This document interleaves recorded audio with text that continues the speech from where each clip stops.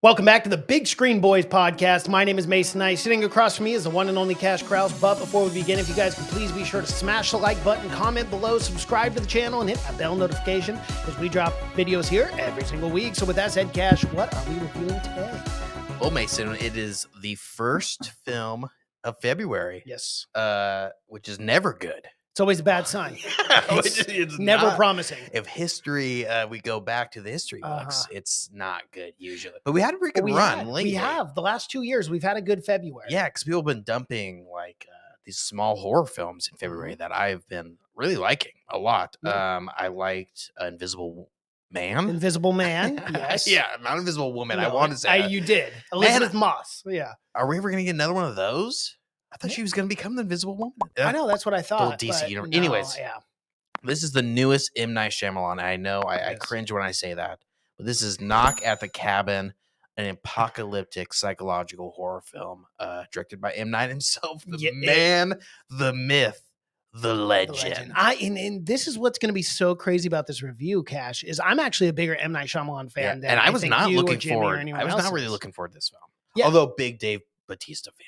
Big Dave Bautista fan. Huge. I mean, he's one of I legitimately think he's a very good actor. He's a great actor in all seriousness. Like, he is actually like one of the few WWE stars to turn that is actually a good actor. I'm saying, absolutely. I mean, he's the best WWE since by far. Rowdy Piper, of course. We got to or Ronda Rousey, or she's UFC The Rock. UFC, WWE, and then but or Goldberg.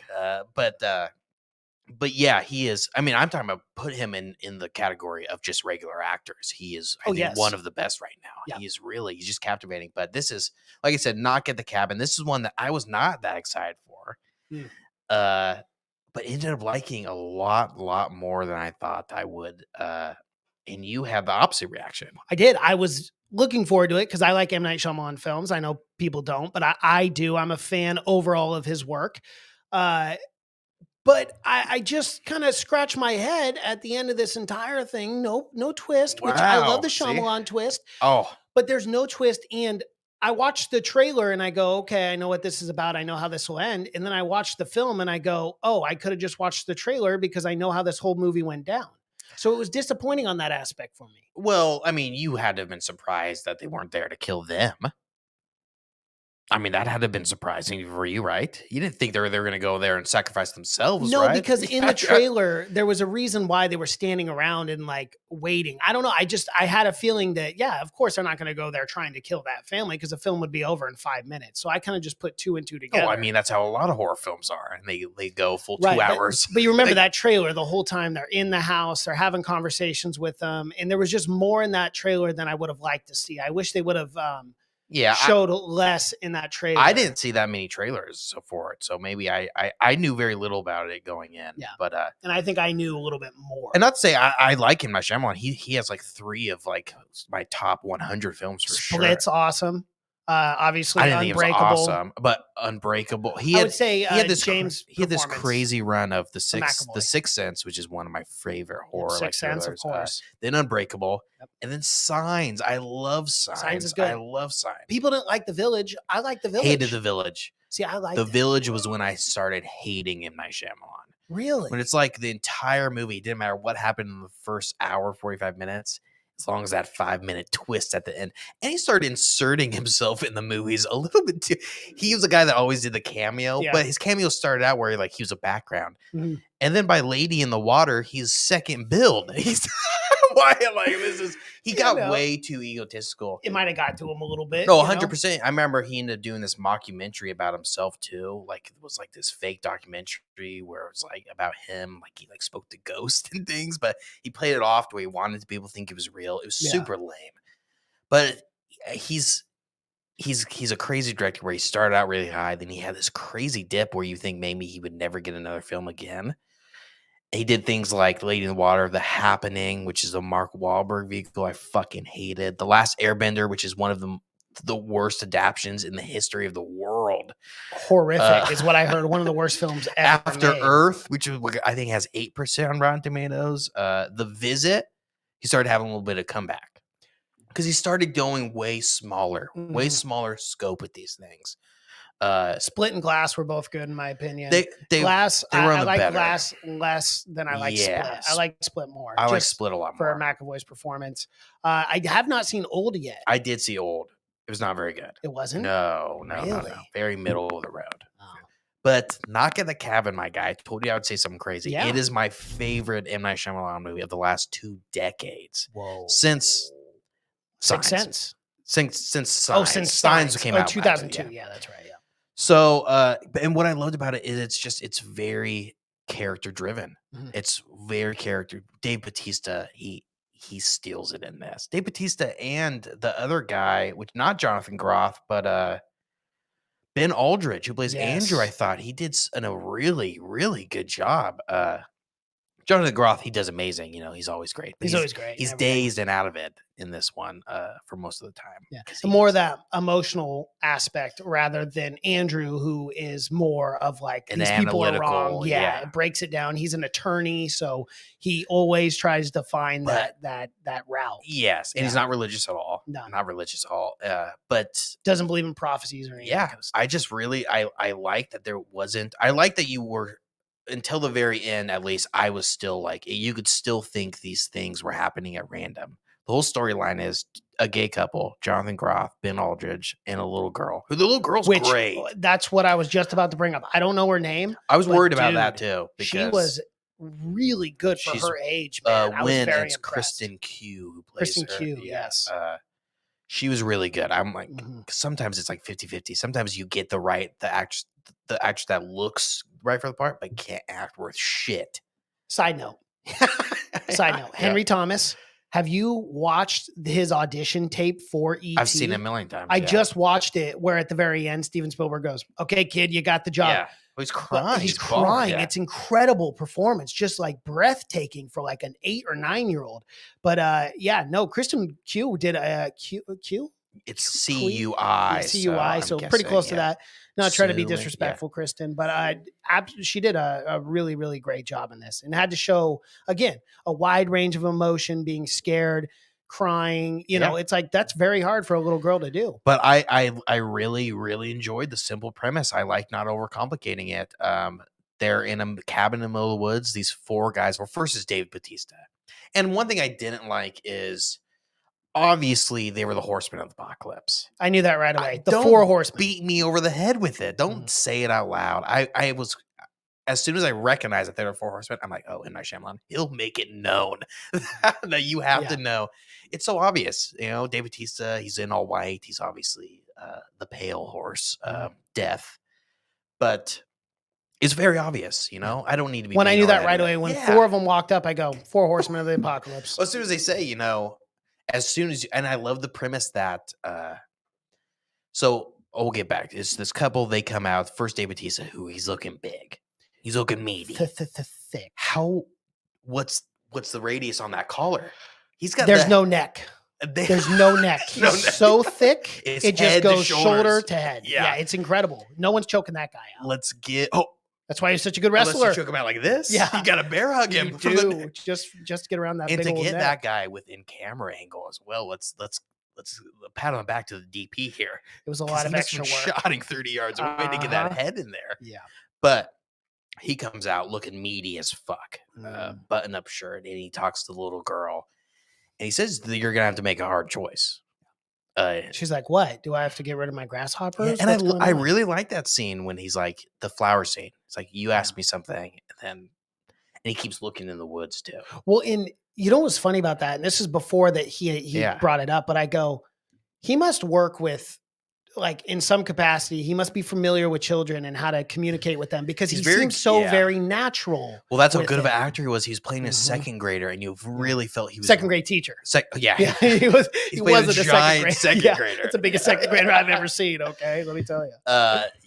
It was, but But how? I mean, kudos to that little girl. Yeah. I would be just to be in a room with that man. I would be scared, but to be acting opposite to him, A and when very especially when large he's doing man. a really good job, is Yeah. it's a tough ask. But, with how good of a person Dave Bautista is, I guarantee, they had some time. Everyone It says, was very yeah. familiar and comfortable with him to make her probably feel less intimidated by a giant man you're about to do a scene with. But they both play it off really well because she looks very scared, and Mhm. his name's Leonard in it. But Yes. when they shake hands, it just shows how big his hand is compared to her hand. He is. It's like taking one of those mini hands and then shaking my hand He with could it. rip her in half if he wanted to. And it wouldn't even break a sweat. No. Yeah, that's how big He this is guy is. so fucking big. It's the biggest second grade teacher I've ever seen in my life. I know. If I was in second grade, I would not mess around. No wonder with they him. are the most well-behaved children. kids because, yeah. Because all he's got to do is pick him over his head one time back. All right, I ain't messing with teacher Just Leonard no shot more. puts one kid Yeah. over a mountain. You want that to happen to you? Then That kid's sit never down, seen Rebecca. again. Yeah. Sit your ass down and listen to me. But what's great is he's not that character at all. He's like he's like a pushover. I mean, he's he's just a super nice guy. The best second grade teacher. He just coaches basketball. They're not very good. There was a lot of depth to the characters, which I appreciated. You had to because of how much time we spent with these characters too. Yeah. But they basically say they break in eventually. I'm like, you got a choice to make. The world is gonna end, which of course you think these guys are fucking nuts. Now, come on, we got to talk about the world ending because, man, was this meta for us? Because we live in the Pacific Northwest and we saw Cannon Beach, and I'm like, that was a little close though. I know that it was way too close. I was uncomfortable. Why with does it that have to be wave. Oregon? I know. I'm like, why does this have to be a few hours away from us where we have visited multiple the times? Oregon fault line, which is known to like scientists have thought it was going to go off for years. I know. I'm thinking, can we go anywhere else? I'm like, what? I need to move like now. The only unrealistic part, which if you know anything, if you they like you've gone to Camp Beach eventually. I don't know if you had this, but they test the sirens all the time, and there wasn't a single tsunami warning. Yeah. Like if you've gone there to the beach when they test those sirens are so fucking loud, and you can hear them anywhere, and it's so fucking. Do they scary. warn people it's a test? Because if I didn't know that, I'd be sprinting. Like bar none, leave all my gear. They do, but the announcement goes before that this is a test. Okay, but it's fuck because you would have the routes are everywhere, so you would have people panicking. But there's every no. time. But yeah, they say you have to choose one person in your family to sacrifice. But we can't kill them. That's the part that I didn't know. I thought for sure it'd be a stranger situation. They come in there, these people are hunting them. I thought it was gonna be 2 hours or an hour and a half of that. But they said we won't kill you. We're not gonna hurt you at all. We won't let you leave, but you have to choose someone to kill. And of course, immediately they're like, "Fuck this!" It's like no one believes them. And what I liked about it is like up until pretty far into it, you could still have a reason to not believe them. Oh, yes. That it's all coincidental. And they're just crazy. That first earthquake that happened 4 hours before they showed up. And then the big earthquake happened after the first death of Rupert. R.I.P. Red Band or Red Man. Something like that. I don't know. Red Band. No, Redmond. Which, and that part was so good when you ended up finding out that they knew. And then you're like, him. And then I started questioning, these guys are fucking crazy. They are just. It's just a suicide cult. They just hate gay people. Well, that as well. Yeah, for sure. But yeah, man, I really liked that story. I thought it was very touching that I didn't think that Redman was actually going to be the guy. I thought it wasn't going to be O'Bannon. Yeah. When it showed the flashback, I thought it was two different guys. And then you would have gotten like, oh, fuck, these guys are for real. Like, it's not the same guy. But it is. So you can really question whether these guys are legit or not. I thought the writing was really good, whereas nothing was like, it was never a scene where it's like, okay, now you got to believe these guys, okay? Eventually you do. But the whole time I'm questioning whether they're legit or not. And they start questioning it as well. Yes. When it's like, when the first wave happens and it's like super small. It's like no deaths or anything at all. And then that second wave happens and it's 100-foot cartoon wave that you got to surf or you're dead. That's the only way. Dying. You grab a boogie board or you're good luck with that boogie board. You're gonna be going real high, and then that crash is not one you want to be a part of. But still, one earthquake happens, another earthquake could happen, right? Aftershock. And then you get the plague for the second one. But we got to talk about going the around first for a long time. Yeah. But we got to talk about that first death with old Rupert here. Didn't see that coming. R.I.P. to him. He got an axe to the head. and It's fun. multiple. Yes. But that was really good, man. He was like, I'm so fucking scared. And he puts the thing on, he's crying and he's bawling. And then Dave Bautista, and then they do it. They have these, because what's happened is, and again, I like the story so much that I'll keep talking about it, is they all have had these visions. They never knew each other. No. They all came from different parts of the world or the United States, and they were brought together through these shared visions of the apocalypse. On a message board. And I kind of wish we would have had one dream, one sequence where we got a little bit about what they dreamt. Like, but this film also was PG-13. I feel like they had to play it a little safe as well, which annoys the hell out of me.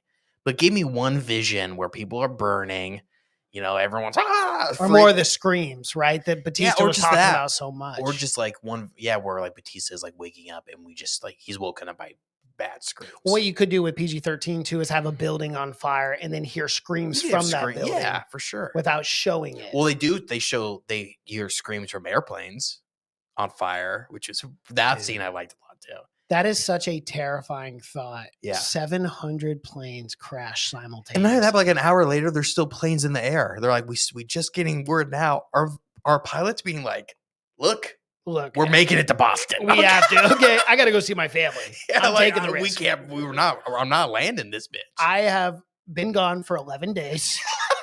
I'm tired of sleeping out of my suitcase. It's about 80% that we will drop out of the sky. But I can't. I gotta get home. I don't even like my life to begin with, and I would like to get home and enjoy 2 days of it. That scene is crazy though, when planes are just falling out of the sky, and because they have visions of glass, falling, and they make these fucking weird medieval, really fucking freaky weapons that are like homemade but scary, very scary. That they, but also ties into the 4 horsemen of the apocalypse and all that. But because you have like the malice and stuff that we end up getting mansplained to us at the very we did again, like we are like second graders. Yeah, like we're not smart enough. But yeah, man, I like those scenes a lot, and I like Dave Bautista pleading with these guys to please just kill one of you. Come on, give me a break here. Another really good performance too was Nikki Amuka Bird. Hopefully I'm pronouncing that right. Yes, but she played Sabrina in this. She did great. And Abby Quinn too, which kind of surprised me. I thought she was lying that whole time about having a kid and stuff. And then he finds the photo in the truck, and everything that they were saying was the truth. Not only that, but they left the keys in there for them to go once everything is done. But yeah, and I love the whole story that for one of these 4 plagues to be released, one of these 4 horsemen had to be sacrificed to be released. But what happens? They don't kill themselves, or any of these plagues. The world ends. Yeah, that's true. The world ends. But Dave Bautista ended the world anyways when he ended up cutting his own throat. Yeah, that's because they had not killed or they had not sacrificed someone yet. Yeah. And they're all on a vague time limit as well. But I mean, for any good screenplay, you have to have that time constraint, because if you don't have a time constraint, then there's no motive to further the plot. But that's the whole thing, is like it's given to them in visions, like a biblical vision, So it is pretty vague, They only know that they need to have this done by this certain time. They're not given like 3:14. You got to have this guy dead. It's not an itinerary, because they just know, like, they're getting the feeling that it's time. We got to speed these things up, and then they start unleashing, because it's this combination of you got to scare them enough but you got to show them enough humanity where they still want to save the earth as well. But I don't know. I ended up liking it a lot more than I think a lot of other people liked, just because I like the character drivenness of it all. Well, and M. Night Shyamalan is still making money at the box office. There was a budget of $20 million for this film. It's already made its money back in the opening weekend, $21.22 million. It will be the film to knock off Avatar. Wow. That's crazy. After so many weeks. How many weeks is it? Is it 10? They are at $2.17 billion at the box office now. How many weeks has it been, though? Like 6 or 7. Oh, is that all, really? I think so. Because Avatar, the first one, was 11 weeks. Yeah, I might be wrong. When did Avatar came out in December? No, Avatar 2, excuse me, came out December, like the last week in September or December, I mean. So yeah, it's been about what, 7-8 weeks. So it did not. 7? It didn't beat it didn't beat Avatar, the first one, obviously, for 11 weeks. But yeah, man, and And had this film not came out, it would still been rolling too. Yeah, would have been. But it had a nice run because it wasn't going up against anything. And it already made its $2 billion that it was needed to make a third film. So I'm sure James Cameron's A-okay with it. Yeah, but it's nice. M. Night Shyamalan, yeah, it's nice that he can make a... And this film was cheap. This film's perfect as far as budget-wise and length also. It doesn't stick around too long, and you can film this, obviously, for cheap. Yes. All the money was... majority of it was cast. It cast and the small special effects of planes falling from the Very earth. true. And the wave. Yeah. The wave was going to be big money. Yeah. So I don't typically ask you this, Cash, but I want to because I'm very curious. Like percentage wise, if you were Rotten Tomatoes, like where would you be at on this film? Because where the critics review is about where I'm at on this film. Yeah. Audience and critic mixed is where I'm at. And I'm not saying it's like going to be the best film in 2023. Yeah, I just think my bar was so low that it overshot it. It exceeded a ton. it. I really, really ended up liking it. I'd probably recommend it to a lot of people. I would go mid to upper 70s. Okay. So right now it's currently sitting 69% on the critics review and 64% in the audience. I'm somewhere in the middle there. I'm about maybe 65, 66. Again, do I think this was a bad film? No. And I enjoyed it for what it was. I just felt like it was very predictable. And like, I'm used to M. Night Shyamalan films now giving me a twist, giving me a surprise. Then when I didn't get that, I was a little disappointed. Yeah, but the twist and surprise is what has killed him and has killed me, has killed my... Right, but I'm also the same person who liked The Village and like that. You did like The Village, yes. Yeah. Oh my God. But yeah, I would give it probably like a 77 or 78. I think Bautista delivers a performance that's like up there with John Goodman's performance in like Cloverfield Lane, Yeah. I think, which was like an underrated, should have been an Oscar nom for sure. But yeah, I would really, I think I'd recommend it for sure. It's a great, it ends up being a really good love story too. So it's kind of February-esque. Mm-hmm. And it's sad. The ending is sad. I thought I wanted these guys to make it. I kind of wanted them to, I kind of just wanted the world to end. Yeah. And let them roll the world, you know? But what kind of life would that have been? Probably not a good one. Even if it's fending off barbarians and like, well, the real twist would have been if they like got asked and like, yeah, kill the girl. Like, yeah, we can get another one. Yeah, whatever. Yeah. Adoptions. It's adoption There's plenty agent, of kids. Yeah. That would have been a real M. Night Shyamalan twist. We'll sacrifice the girl. Yeah, just fucking kill the girl. Just kill her. Yeah, like 20 minutes in. Yeah. Like, oh, are you sure we don't sure need to we explain anything else? No. We're good. Yeah. We can always get another one. I mean, she's great, but she is cool. But she's pretty awesome. Do I want to die? No. Not me. Not me. I'm still pretty young. I love life. I'm in my 30s still. Love it. You can get plenty more of these kids. Jonathan Groff, I don't want to kill him. He's great. He's great. The sex is great. I gotta be honest. He's real good. Singing voice? Get out of here. Are you kidding me? Fucking have you seen Hamilton? All right. This girl hasn't been in Hamilton. She's done shit. This is her first film. Get her out of here. All right. All right. That's all I got. All right. Well, that is our review for Knock at the Cabin. If you guys like what you've seen here, please be sure to smash the like button, comment below, subscribe to the channel, and hit that bell notification as we drop videos here every single week. Thank you so much for watching and listening. My name is Mason Knight. That is Cash Kraus. And until next time. Bye.